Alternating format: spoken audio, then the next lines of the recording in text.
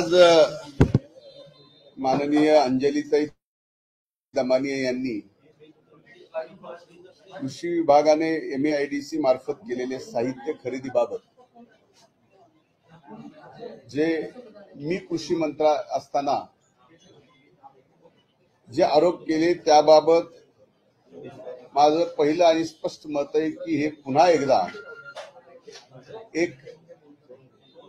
त्यांच्या स्वभावाप्रमाणे सनसनाटी निर्माण करणं आणि धादांत खोटे आरोप करणं याच्या पलीकडे दुसरं याच्यात काहीही नाही आहे। मार्च 2024 मध्ये राबवण्यात आलेली निविदा प्रक्रिया, ज्या निविदा प्रक्रियेवर त्यांनी आक्षेप घेतला ही संपूर्णपणे नियमात व शासनाच्या धोरणाला अनुसरूनच राबवण्यात आलेली आहे। त्यांनी केलेले आरोप हे केवळ फक्त आज या कृषी विभागाचे काढलेत म्हणून नाही, आपण मागचे आज 58 आम्ही